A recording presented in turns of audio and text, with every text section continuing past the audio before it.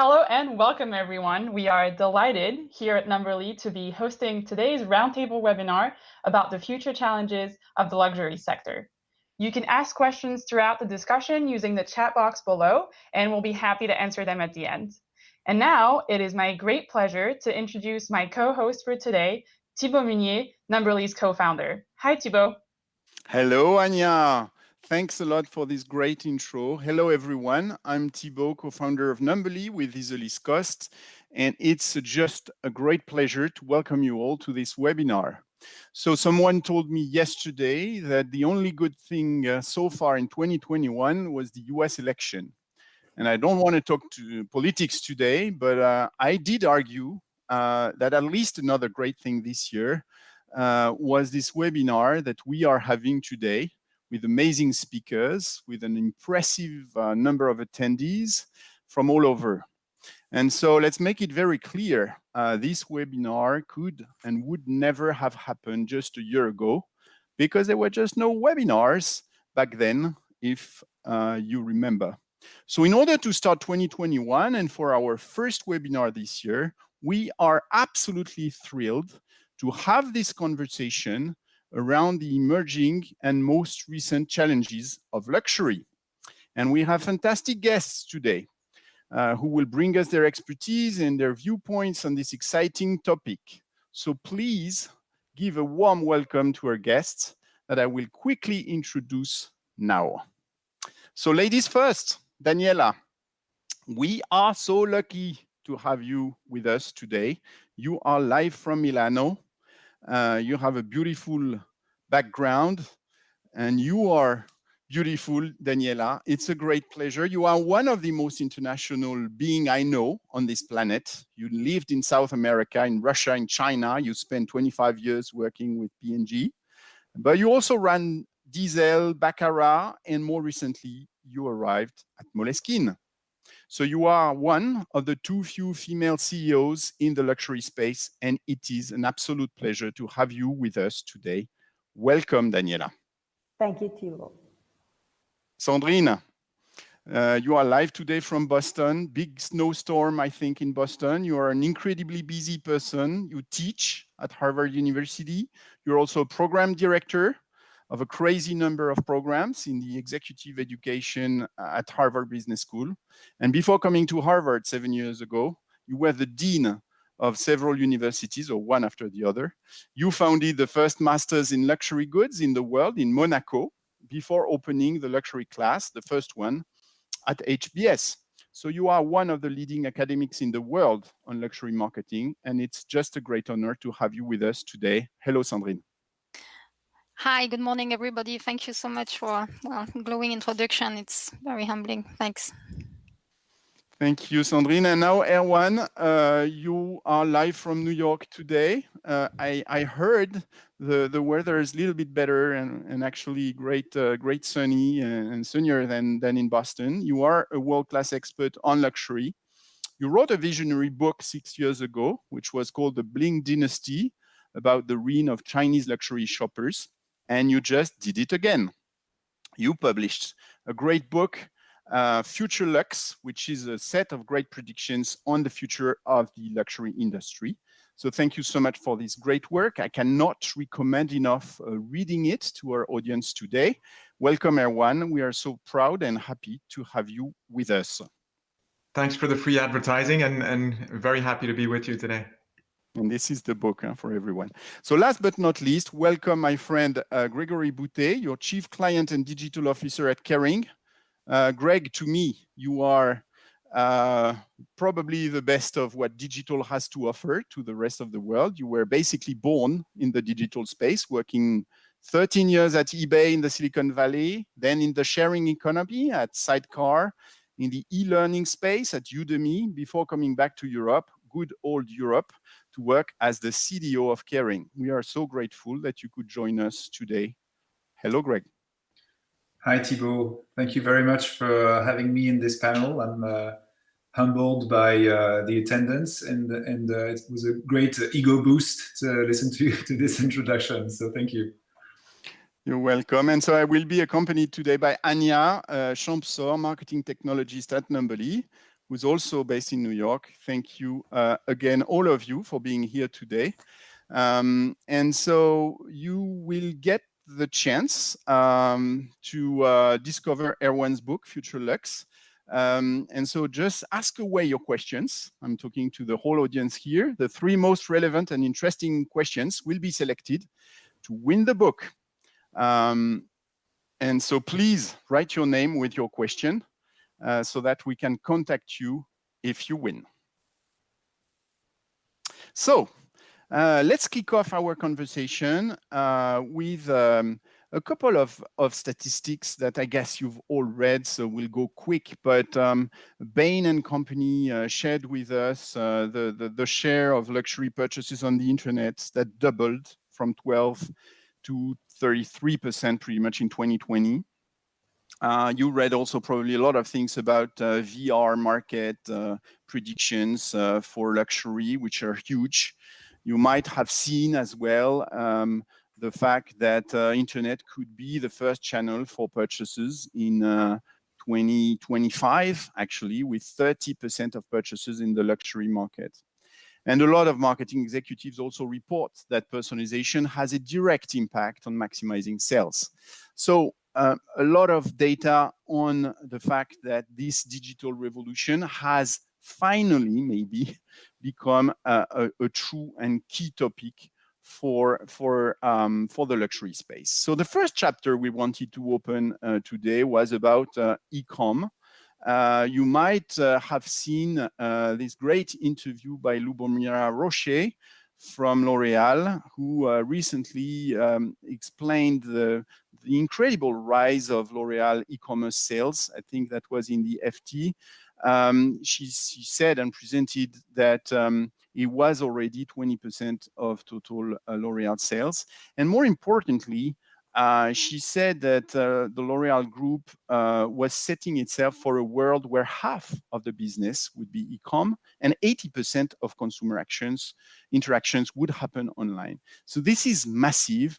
I think everyone has been impressed by the rate of change at L'Oréal, the rate of adoption of data-driven marketing, honestly, and these figures are quite striking. So my first question would be to all of you, what have you learned from this accelerated growth of e-com in the luxury space? Maybe, Daniela, you could take this first question. Thank you, Thibault. I think, of course, e-commerce is like top of the agenda of any manager and CEO these days, because I think no matter how fast we try to catch up with the trend is going faster than us. And I think, of course, everything was a bit accelerated by COVID, but I think it's also the turning of generations that makes that our children, of course, they don't go to stores. I have 2 generations that educated in the US, and I only see Amazon boxes in my apartment now that they're there. They receive tons of these boxes every day for everything. And I think, as we had predicted, I remember, I mean, we had e-commerce in my, started working in e-commerce in my early days in P&G, and it seemed like, is this thing ever gonna work or not? And then moved to diesel, and okay, how are we gonna do it better because we are already late? And then, of course, I don't know, in Baccarat, there was the prejudice that you do not sell crystal online. Not true. In fact, also there, when we put the right platforms and the right interaction with the consumer and a good mix of front end and conversion, but the sales started growing very fast. And I think the only thing we didn't sell online were probably chandelier, but everything else, even very bulky crystal and expensive crystal pieces, I mean, we started selling online. And of course, as you can imagine, even more on Moleskine, where actually is the easiest, the best product to buy online. And I think, I mean, the struggle is, I told my people, you know, if we manage to grow faster than Amazon, then we are decent. Because of course, I mean, they are ahead of the game. They're doing faster than everybody else. I think they have a huge credibility. They have an infrastructure that probably must be best in class. And I think trying to match those standards is not easy, apart from the polemics recently on taking away business from others. But I think for sure from a customer service and speed and enough to have a premium card. I mean, my daughter buys even a big pen on Amazon, and she receives it the day after without paying anything. But I think that for me, the nicest, interesting challenge is that I also think today e-commerce is like TV advertising 30 years ago. So I say, you know, when I hear a brand, even myself, that I'm not for sure Generation Z, I mean, I hear of a brand of which I don't know much, I type the name.com, and that becomes also a platform for the expression of the brand. So I am one of those that puts a lot of attention and focus first on the front end. Particularly, I had the privilege of working on two brands like Baccarat and now Moleskine that have an amazing history and a very unique and special DNA.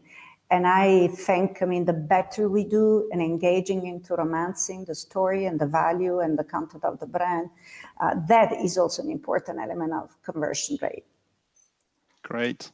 Thank you, Daniela. Greg, do you grow faster at Kering than Amazon?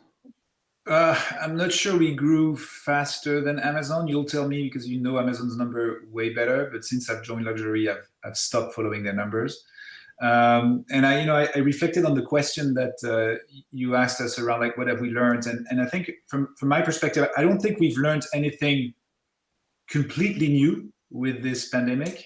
But because the pandemic had a big impact on our store network, right, where still 90+% of our revenue is happening, which were closed basically entirely in Q2, right? And because as a result of this, and even after the stores reopened, the consumer behaviors have changed quite significantly. I think the pandemic and its impact has shed a new light on things that we sort of knew, but we probably didn't appreciate as clearly or as much as we do now, having gone through this incredible year, right? So, and I think there's a bunch of things that are sort of very clear to us now that it's probably clearer than it used to be. And I want to highlight a few of them. The first one is pretty obvious, but that e-commerce is a key channel for us, and that it's here to stay. And what we've learned during this pandemic is very much, as our stores were closed, there are two benefits of having an e-commerce site, right? One is like giving out the ability to our consumers who wanted to buy our product to still be able to buy our products in the context where our store network was closed. And also give the opportunity to our sales associates, which work in the stores that were closed, to sort of keep this relationship with their customers, engaging with them, even if the store was closed, and enabling them to actually sell products through the e-commerce site, right? So it enabled them to maintain this relationship with our customers. And what we've seen, even when our stores reopened in Q3, is that the growth of e-commerce continued to accelerate, right? You see in Q2 here on this slide, these are numbers we published during our Q3 earnings. We had an amazing growth of 72%, massive acceleration versus what we had in Q1. And that's because our store network was closed. But when it reopened in Q3, we've seen the growth accelerating, right? So when I said e-commerce is here to stay, it means that even as our stores reopen, this is becoming a key touch point with our customers. So that's sort of the big sort of, not clarification, but sort of reinforcement that we got as a result of the pandemic. The second one, which will probably something we sort of learned and took us a little bit by surprise, is that we've seen, because our stores network is closed, we've seen sort of a third channel, a third distribution channel emerging, right? We had like our store network, which is one of our big assets, right? Those beautiful stores with our sales associate giving an amazing experience. We had e-commerce. And then what we've seen is that as our stores were closed, our sales associate, were sort of engaging with their customers remotely, right? No longer having them in the store and selling them and doing the selling ceremony and selling them products. They were actually engaging with them through video, through phone, but in a sort of a remote way. And so it's taking a little bit of sort of the human touch that we had in the store and sort of the remote selling that we have in e-commerce, and creating what we call internally like distance sale as a sort of a third channel that we've seen growing exponentially during this period, which we sort of knew it was gonna be there at some point, but definitely something we put a lot of investment in, and we've seen growing, and it's now becoming sort of a third leg of our stool, if you will. And then there's two more things that is now even clearer than it used to be, sort of in terms of reinforcement. The second one, and I touched upon it, is sort of the link between the need to create a fully omnichannel experience between the e-commerce platform and our store network, right? And I'll give the example of click and collect, right? This is something where you sort of order a product online and are able to have it picked up in the store.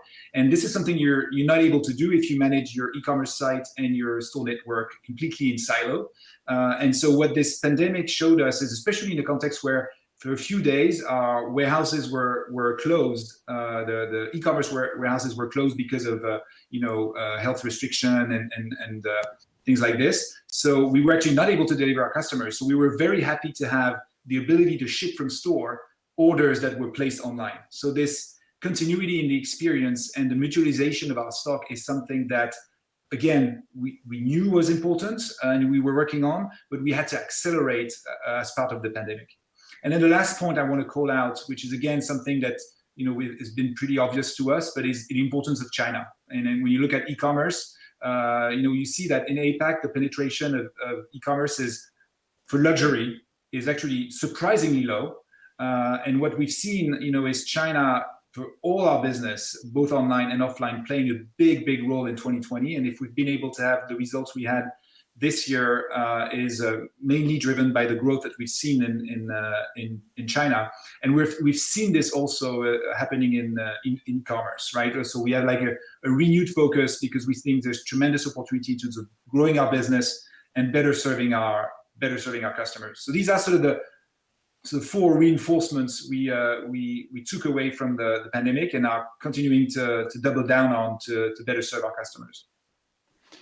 Wonderful intro by both of you. I would love to move slightly from this topic to a second chapter around the experience, online luxury experience. You might all remember, or maybe not, but we were happy at Numberly. We like this to remember Jean Patou's customer file from the Louis Vuitton database in 1923.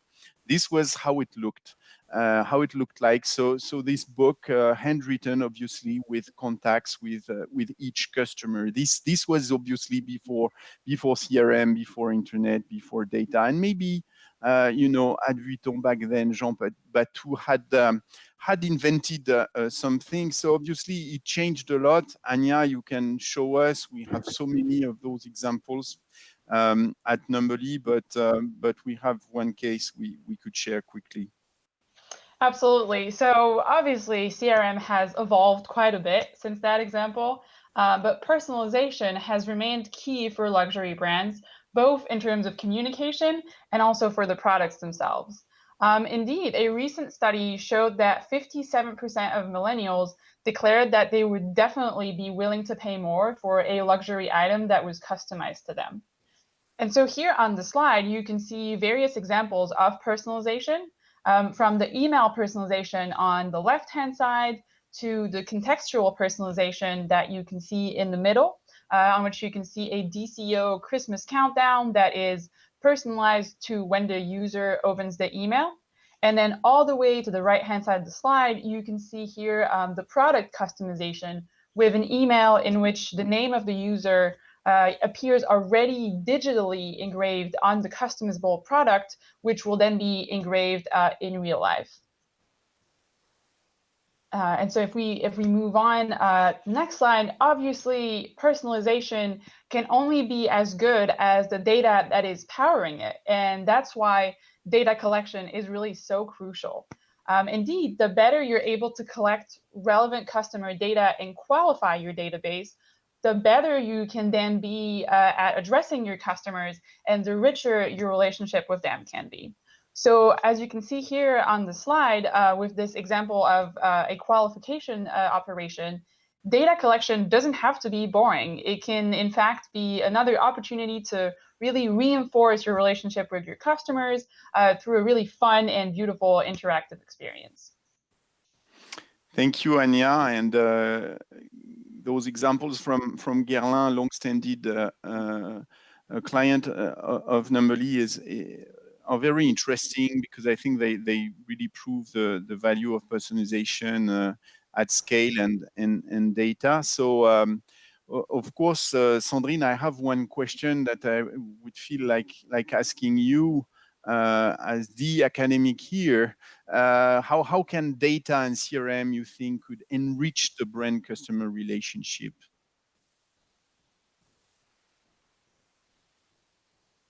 Sandrine? Yeah, sorry, thank you. Well, this is a very interesting question, and once again, I think we restrict ourselves inside the, let's say, luxury sector or world, because I think this is a little bit different. So there are many. I mean, I always like to take a big picture because I think there are so many forces that are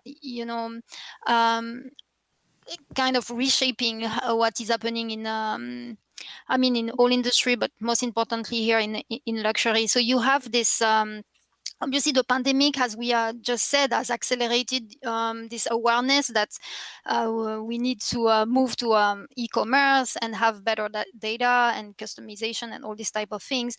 But there is also, let's say, the shift of new generations joining the market, and you also have the shift to Asia that is happening. And then on top of that, the massification of the luxury sector. So in the past, it was kind of, I think, luxury brands as one target market, and basically it was people that could afford the brand, that live in nice neighborhoods, and that shopped at those very high-end shopping malls. But today they have to take a much more scientific approach and a much more customized or granular approach with serving different segments of people. And in that way, I think there is a trend like luxury brands are kind of adopting a more mass approach to marketing, which is great, but also a little bit dangerous, because I think one key differentiation of luxury brand is this human relationship and this close relationship that people also expect with the brand. The expectation, I think, are very different because of the price point, because of those brands are selling a dream or selling aspiration. So you have to sell those products a little bit differently. So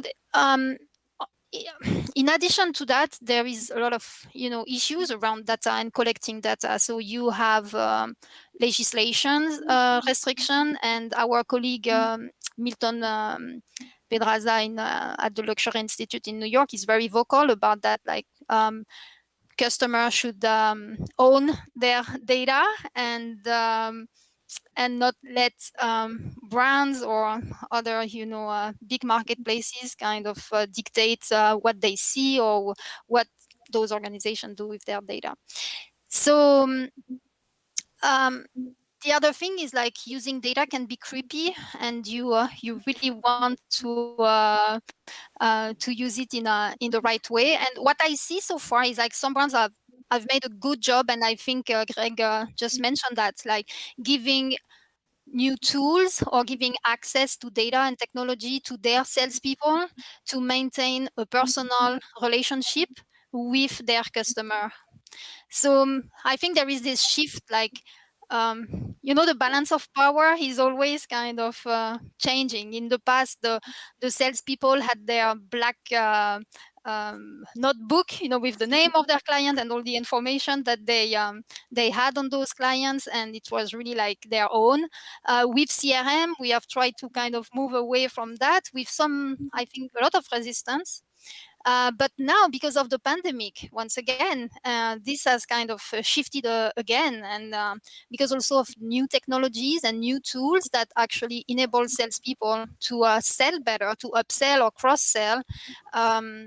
then there is this realization that CRM and data can help not only the company but also the salesperson.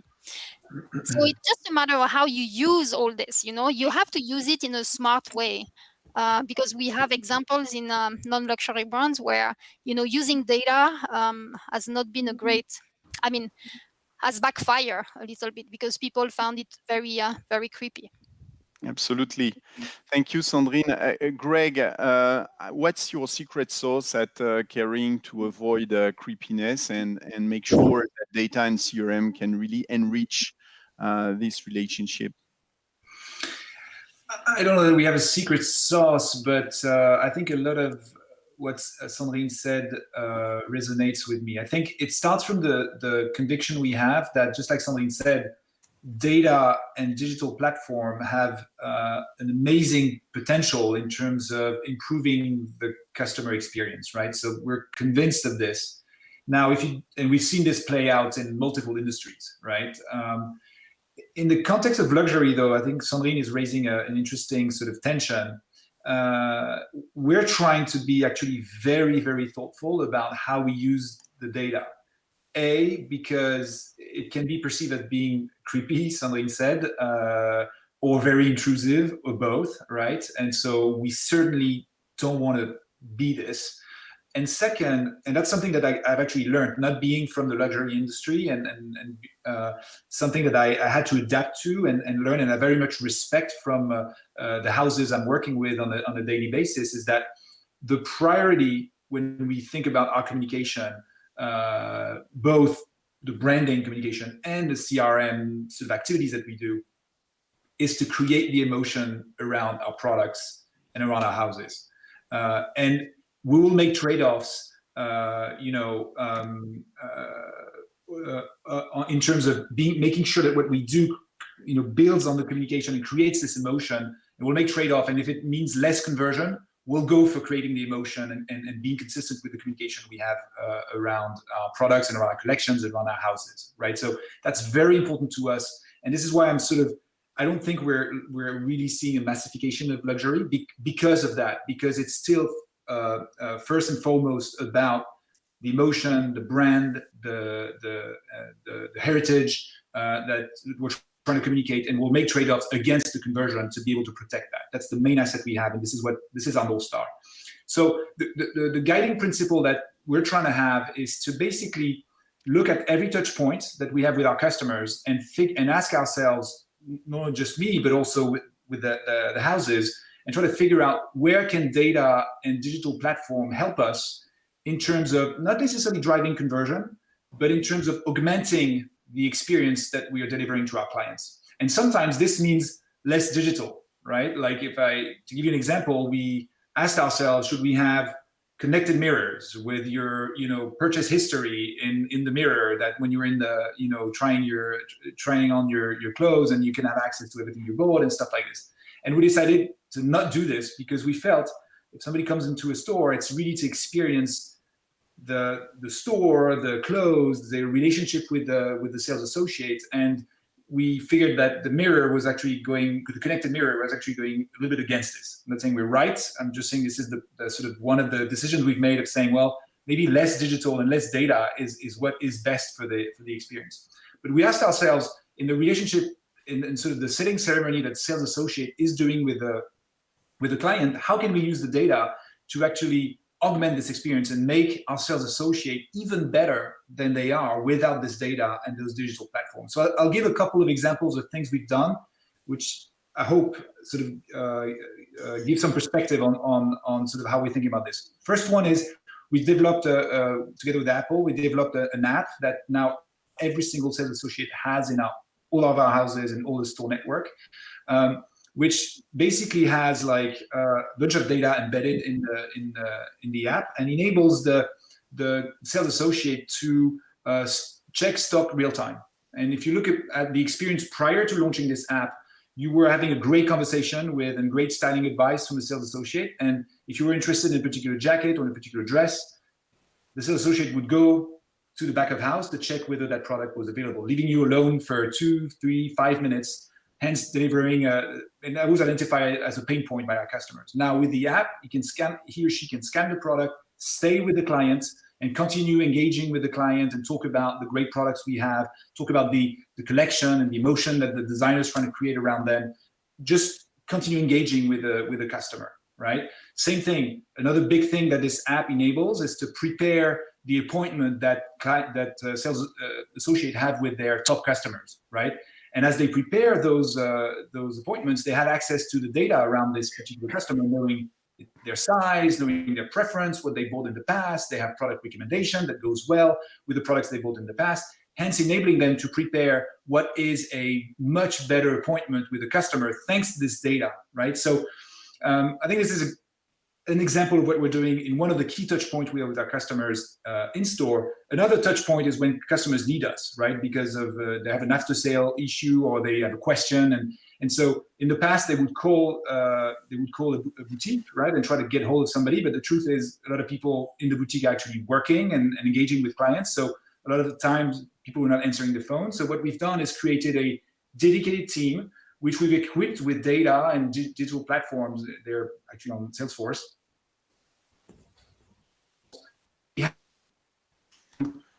Great, thank you, Greg. That client, right? Sorry? Thanks a lot, Greg. Okay. Yeah, I mean, I think this is very interesting. I'd love to hear maybe Daniela on your perception of this digital experience. I know you talk a lot about the online luxury experience, and you briefly mentioned this before. How do you look at that?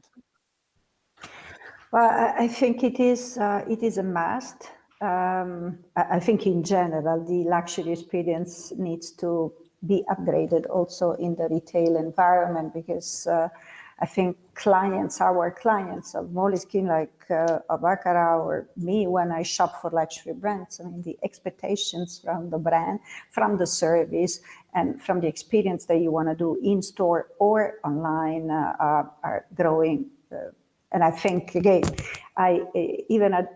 linking a bit to the point before on use of data, proper or improper, I think it's always proper when address the consumer need. I mean, in my way of looking at business, I always tell my people, consumer at the center of the equation.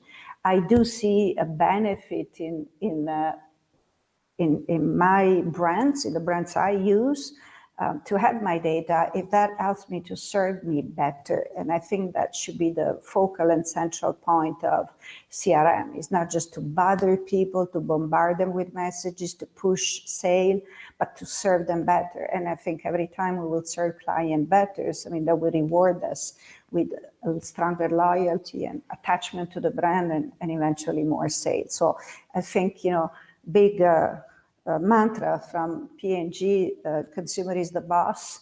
I think to me, it's always a good idea to keep top of mind. And I think, again, online, as I said before, I insist a lot when I arrived at Moleskine. I mean, they were working on a new platform, and a lot of the focus was on the lower part of the funnel, on the conversion system, on the platform, on the fulfillment strategy, which of course is very important. But I stopped the project and say, let's restart from the beginning, from where it should start, and the brand first. And I think sometimes, I mean, we in the desire of course of selling, which for many of us is the evidence that we are doing a good job, we forget, I mean, how important for consumers, again, is the brand. And I think everything starts and ends with the brand, and with telling the story of the brand, romancing the brand, romancing the heritage, the magic that there is in that brand.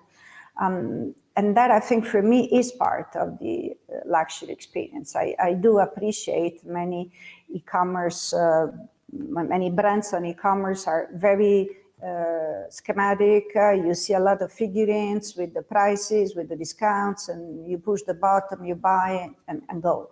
but that maybe is good for mass market. And whether you are luxury or semi-luxury, when you have a brand and that brand has a meaning, and I mean, the brand on which I'm working now is more than probably even the brands I worked on before, because we are, I mean, our mission is unleash the human genius through hands on paper, and the power that there is in the handwriting, in the hand sketching, which is, I think, one of the key assets of the human being, and which doesn't go away and is not going away, thanks God, in the time of digitalization. So helping my client understand the value that there is in Binomial skin, that somehow is our manifesto is to unleash the human genius through hands on paper and put pen to paper and express creativity, both for yourself as an individual, but also in support of the community. So we call it creative tools for social change, and all the activities that we do to support the less fortunate people, and particularly young and children, to appreciate the power that there is in this and develop their own human genius. So all this for me is part of the experience. And I don't think that the brand would ever have the power and and would never be the love mark that is, and would never have the loyalty that, I mean, people buy the Moleskines and they keep them for years and years. I mean, since their student time and every year of their career, their life, because it's more than just a notebook. And being able to let the consumer live that experience, both in the store and online, I think is a must. And honestly, of course, I think the same for luxury brands. I am in the board of Kering, so I have a specific attachment to those brands, but I'm also a luxury user. So I feel it as a consumer and as a CEO, the importance that this experience needs to be at the center of the equation, the consumer at the center of the equation, and the continuous need that there is to upgrade it. I think, again, if we think about the next generation, that is what I often talk in the board meetings of Kering. I say, you know, when our children, when the 15 years old, 20 years old, that want to buy only online, are going to be the consumers, are going to be the market, what will expect, what they will want to have from a luxury brand, whether it's that's a wonderful transition, Daniela. Thank you, because our next chapter was really about new answers to new challenges. And Anya, talking about big brands, there's something we cannot avoid to talk about, and this is sneakers. Absolutely. So we wanted to take a quick look at the growth of the sneakers market, especially in the luxury sector. So in 2020, sneakers accounted for 40% of men's shoe sales at Hermès and Louis Vuitton. And that's really a key figure because accessories and footwear represent the main point of entry into a brand, especially for the younger generation. So now, if you factor in the fact that according to a recent BCG study, by 2025, millennials will account for 50% of the luxury market, then that really goes to show that capturing that audience is really crucial for the luxury industry. And obviously, the fact that sneakers are so popular amongst that demographic is really what makes them a new key asset for brands. Wonderful. So that takes us, Erwan, to our next question, which is really about sneakerization. Is there such a thing? And you mentioned that in your book, massification. We talked about it. Maybe Greg is not fully aligned with the term that Sandrine used, but really how to be inclusive when you're an exclusive brand.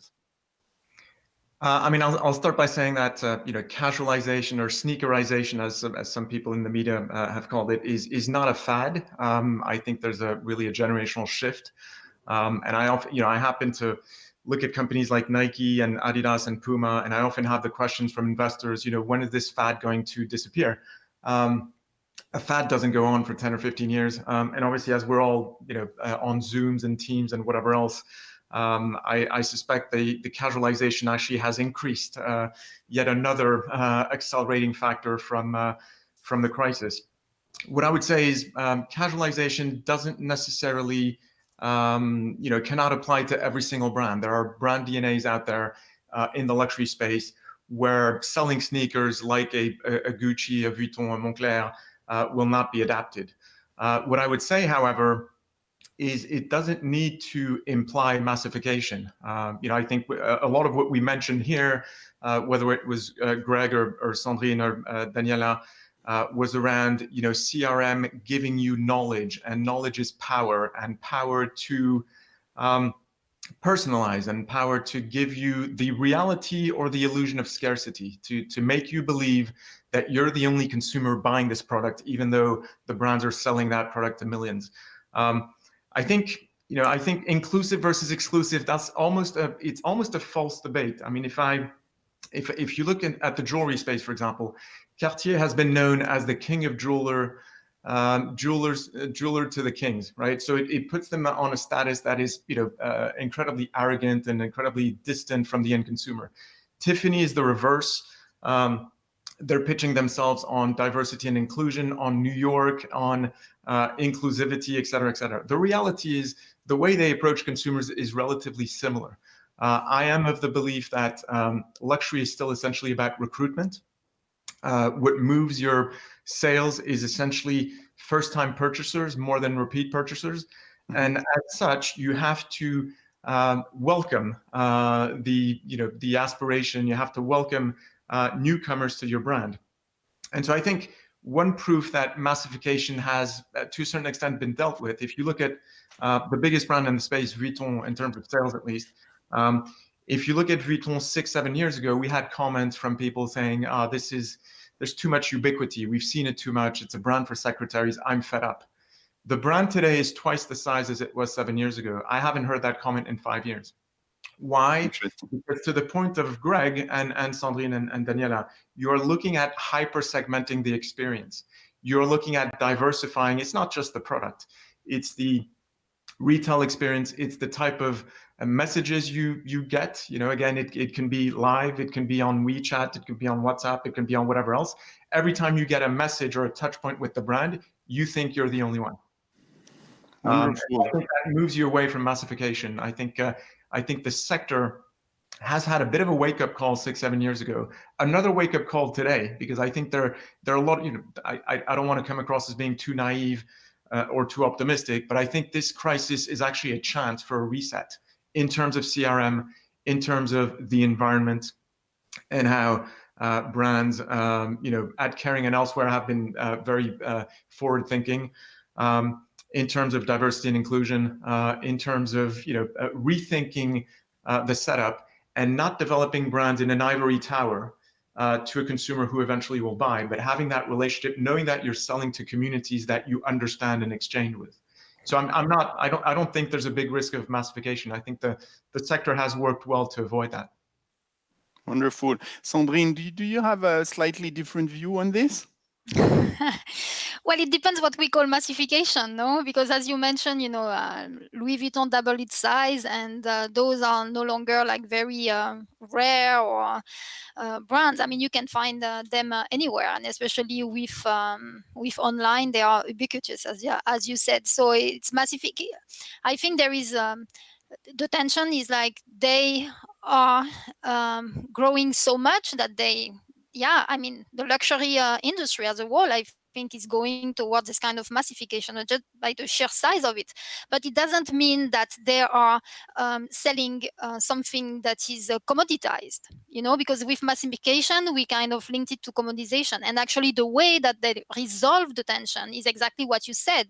It's like you customize and you give a customer the illusion that they are going to buy something that is very unique, that is personalized. So, but I think, as I said, today the market is much more complex for those brands, and they need to reinvent the playbook. I agree with you that the crisis give them is going to accelerate the rewriting of the marketing playbook for luxury brands, because once again you have maybe segment of customers that you that are, let's say, consistent, homogeneous globally, but people want to really be treated also individually. And with the emergence of those new generations, like we spoke about the millennials, but that are looking, for self-enrichment, things that are much more personalized, that are exclusive, that are unique. It's all about also enriching their own personality enhancement. But then the Gen Z is coming, and they will have new new needs and new aspirations. So what I think is that luxury is moving, and we are moving forward, and there is no way that we are going to move backward.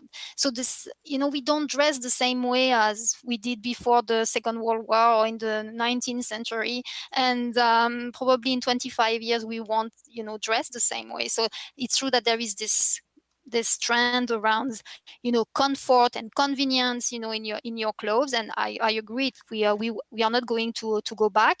But this is something that will evolve, over time, and we will keep evolving. So, and about this inclusive, exclusive idea, I agree with Erwan. I mean, it's not even a debate. I think who doesn't want to be exclusive? I mean, any brand cannot be not inclusive. I think like this is a must. Today you have to be there, but it's more like in terms of values and the way you present the brand and the actions that you take and how you manage your staff and those type of things. But it doesn't mean that you need to sacrifice exclusivity. Luxury brands will have to keep some aspects, some elements, some components of exclusivity to what they sell, because otherwise, I mean, they are no longer kind of luxury brands. It's really a pillar of their identity and how they differentiate themselves. Thank you, Sandrine. Moving on, Anya, we wanted to also touch on the idea of premiumization. Yeah, exactly. What we've seen a lot in the recent years is brands using premiumization as a differentiation strategy. So a good example of that is Pernod Ricard, which has been really upscaling their brands to the point that their high-end products now represent 14% of the group sales, with a strong year-on-year growth. And obviously, Moleskine is also a great example of how brands can give their customers a really luxurious feeling experience. Through their products, they've been able to build a real attachment and a real relationship with their customer base and really separate themselves from regular notebooks.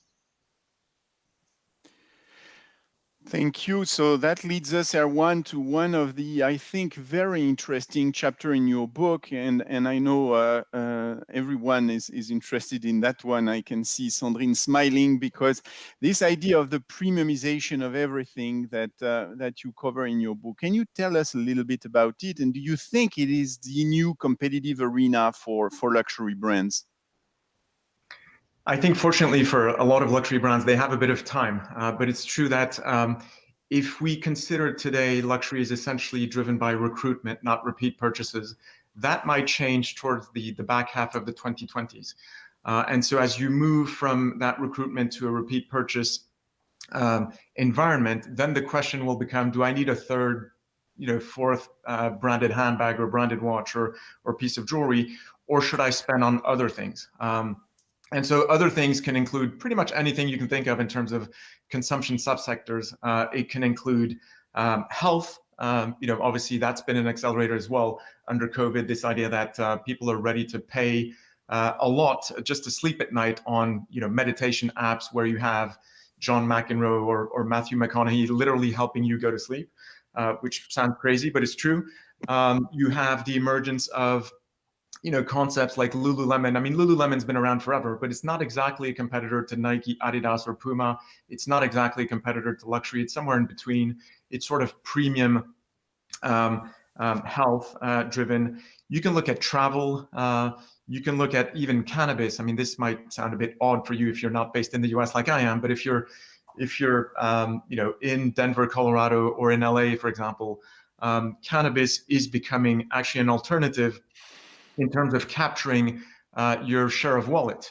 They're competing for space, locations, they're competing for staff, they're competing for experiences. You have now distilled cannabis oil, which competes with Scotch and Cognac, for example. You have, wine and meal and cannabis pairings. I'm saying this, I'm based in New York, so I wouldn't know, but basically you're having more and more subsectors competing. Now, one very interesting one is travel, again, which is completely counterintuitive today, but you've seen the sector, the personal goods sector, benefiting tremendously from staycationing. If you look at the tremendous rebound of growth here in the US, you've had equity markets being high, you've had the property market for secondary homes doing well, but you've also had the benefits of staycationing. So people not spending on flights, not spending on fancy hotels, not going to Michelin star restaurants, accumulating a lot of spending power, which at the end of the day has been spent on goods. Now, when the world reopens, and hopefully it'll be at some stage this year, if not next, but hopefully this won't last forever. When the world reopens, you could argue there might be an arbitrage between spending on travel and spending on goods. Now, you're showing a slide of LVMH, which is interesting because LVMH published yesterday, and they made the case that it probably won't be an either or, i.e. when people go back to nightclubs, when they start traveling again, when they go to a restaurant, they'll want to have nice shoes, they'll want to have a nice handbag, et cetera, et cetera. So maybe, hopefully things will move together. But what I wanted to express with the premiumization of everything was this risk of substitute in terms of budget competition, in the sense that Gucci doesn't compete with Vuitton. Cartier doesn't compete with Tiffany. They compete with the idea that you can allocate a budget to other things. And again, it's not obvious today because, as Greg pointed out, the sector is very much driven by Chinese today, and Chinese mostly are first-time purchasers.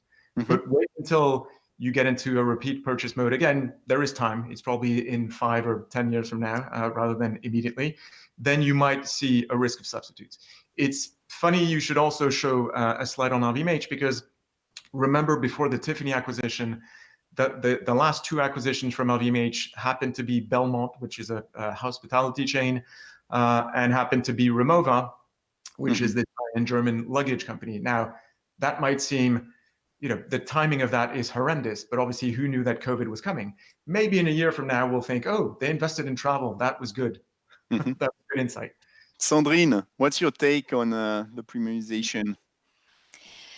Yeah, well, this is a trend that has started probably 25 years ago, and is just accelerating. So I was actually rereading the Trading Up book, that kind of described this trading up phenomenon. And I think the brands that have survived or that perform the best are the ones that really embrace some sort of premiumization, or adopting some of the luxury strategies to their own world. And the ones that kind of stay where they were in something that was maybe a little bit premium, but they did not really embrace that trend, are in trouble today, and sometimes have failed to reinvent themselves. But what we see, and we have amazing examples here in the US, for instance, Restoration Hardware. Maybe you don't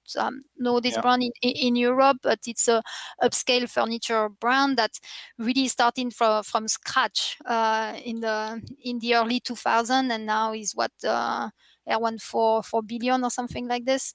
And it's really like they really took the brand through this premiumization and adopting the luxury playbook, so to speak. Thank you, Sandrine. This is something that is going to stay for sure, because people want a more relevant consumption.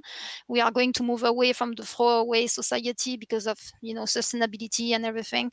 I think people will be looking for better products. Thank you, Sandrine. We are already coming to the end of our talk, unfortunately. Maybe time to take some questions, because we had so many of them, to be honest, on the chat. One question from Alice, coming from the Hermes group. These two words, everybody and luxury, are canonically in antithesis. So when everybody is investing into e-com, won't the real luxury go somewhere else? Daniela, you want to take this? No, I don't know. It's an interesting concept. I was listening to the question and thinking about it. That while you think about it, I can show you one slide I quickly went through, and it was also by Hermès. So maybe Alice in the audience will like it. It's an unbelievable thing I once saw on the Golden Book of Hermès on the web. Someone saying, 25 years ago, I opened the door, Rue du Faubourg Saint-Honoré. I ordered a saddle, which I still have, and I didn't come back after the day my saddle was ready. Last year, so 24 years later, out of curiosity, I pushed the door again and the salesman recognized me. So we are far from P&G with that example. How do you see that? For sure, P&G, because I mean, we didn't. I mean, we knew about our customers through CRM, but we couldn't know the million of consumer one by one.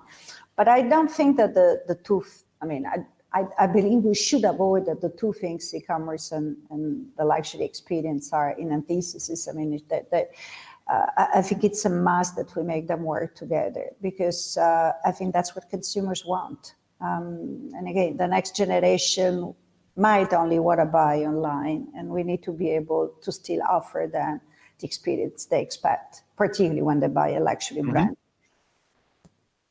Great. If I may, Thibaut, yes, can you hear me with one word on this? Because I thought this discussion around massification was sort of super interesting, made me think a little bit. And I think the Hermès example is a great example, right? I think the way luxury brands remain exclusive and luxury is by providing that type of experience, which only luxury brands can do, because they control the experience. They have their own stores, they have their own websites, and they are able to deliver those amazing high-touch experiences, and only them can do this, right? And I think that's where it's going. One thing we didn't talk about, we just want to leave out there, is like, I think one of the ways the luxury brands are also differentiating right now is not just on quality of products, craftsmanship, heritage. It's also more and more creativity.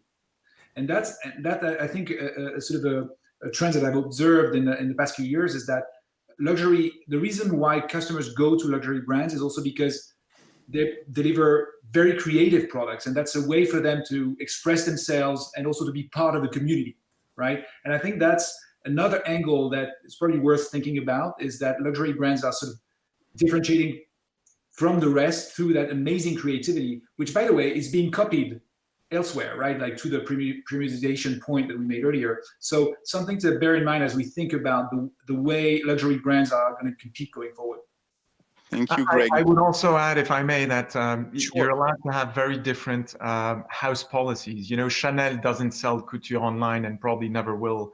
Hermès, for me, is a bit of a specific case, a bit like Patek and Audemars Piguet, where supply is lower than demand. So, you know, the idea of trying to, push a sale of a Bolide or Birkin or Kelly handbag when you can't even get one in a brick and mortar store obviously doesn't make a lot of sense. So, you know, there are brand positionings and brand policies that can be very different.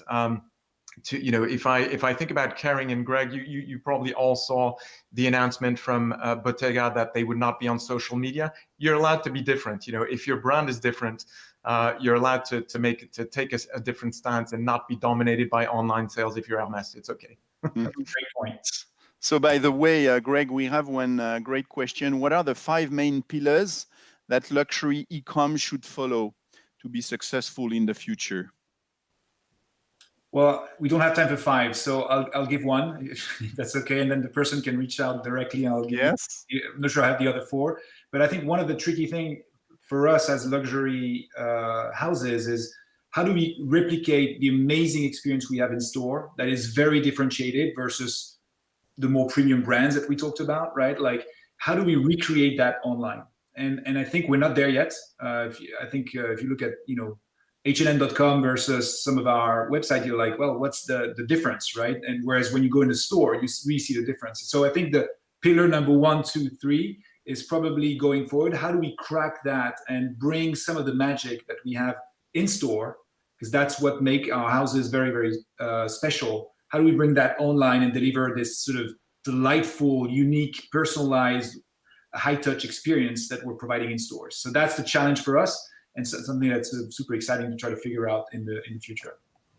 Wonderful.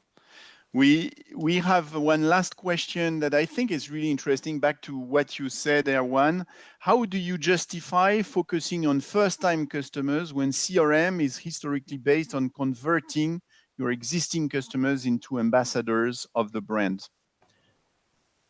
That's to Sandrine's point a while ago. She said that some years ago, luxury executives were basically describing their target market in very loose terms. And honestly, when I used to work in marketing functions at LVMH and Richemont, I didn't have a clue who I was selling to. Knowledge is power. And so as you develop this knowledge of your consumer base, obviously today, again, I think we are in a space that's dominated by recruitment, but let's anticipate the future, right? So the more you know about your consumer, without being necessarily invasive, but by being insightful and helpful, the more you can accompany her as she develops in life and navigates within your brand. So for me, it's not incompatible at all. It's a bit like questions around ESG, environmental, social governance issues. You need to invest now. The returns you'll get long-term, but if you don't invest now, you'll be in trouble by the end of this decade. Wonderful. Unfortunately, it's already time to shut down. I know, Greg, and all of you have big things to do right now. I want to really thank you all for being so sharp today on that fantastic topic. I know we could have gone on and on, but there's a great book if you want to go on and on. Don't hesitate. And we will be sending the ones to the winners for their best questions. And so thank you, Greg. Thank you, Sandrine. Thank you, Daniela. Thank you, Erwan. This was a wonderful way to, again, kick off 2021. And it's still time by French standards to wish you all a great new year. And I hope we will follow on the energy of this great webinar. So thank you all, and have a great night or day. Thank you, Thibaut. Thank you, Anya. Thank you very much. Thank you, Anya. Thank you, Yes. everyone. Thank you. Thank you, everyone.